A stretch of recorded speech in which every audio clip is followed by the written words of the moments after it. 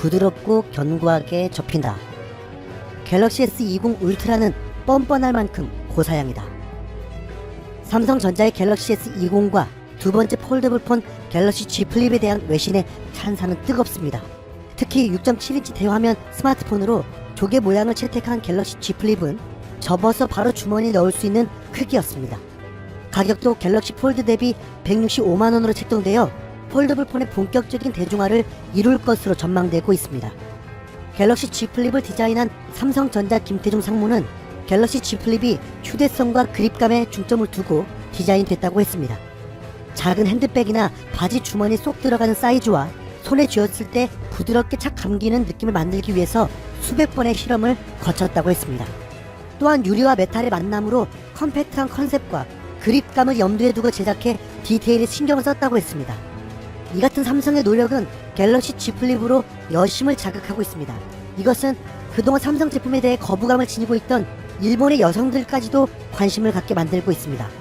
일본의 한 언론은 갤럭시 G 플립이 컴팩트에 잡기 쉬워서 손이 크지 않은 여성이 사용하기 쉬운 형태로 마감되어 있다고 말하면서 접을 때 각도도 자유롭게 고정할 수 있도록 설계되어 있고 힌지 강도도 20만원 이상의 개폐 조작이 가능하다고 했습니다. 이 같은 기사에 달린 일본 네티즌들의 반응은 뜨거웠습니다. 전혀 갖고 싶지 않은데 일본 업체들은 이런 제품을 만들 여유가 없다는 게 분하다.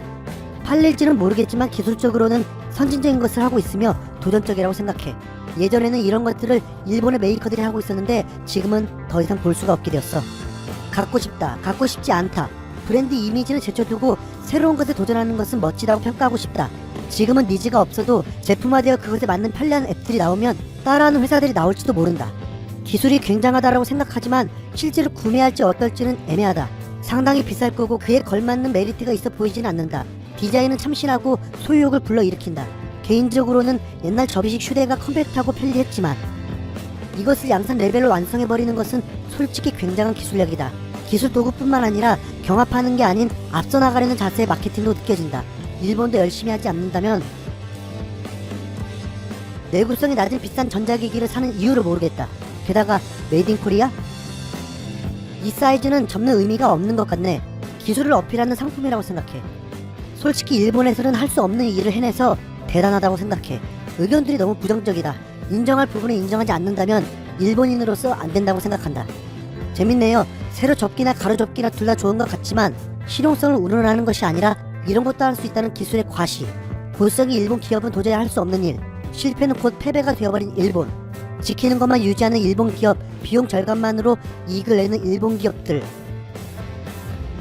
일본 내에서 삼성의 갤럭시 S20과 갤럭시 G 플립은 놀랍다는 반응에 더불어 일본 기업들에 대한 질타로 이어졌습니다. 창조적이고 혁신적인 제품을 내놓은 삼성을 일본 기업들이 따라갈 수 없다는 의견도 많았습니다. 최근 일본에서는 삼성이 소니를 제치고 사상 처음으로 출하량 271만 5천 대를 기록해 애플, 샤프에 이어서 일본의 스마트폰 시장 3위를 기록했습니다. 전 세계에서 1위를 달리는 삼성이지만 그동안 일본 시장에서는 일본 기업들에 밀려 힘을 쓰지 못했습니다. 일본 소비자들은 아직까지도 자국 제품이 최고라고 믿으며 일본 제품들을 사용해 왔습니다. 이 때문에 일본 시장은 외상 가전의 무덤이라고 불리기도 했습니다.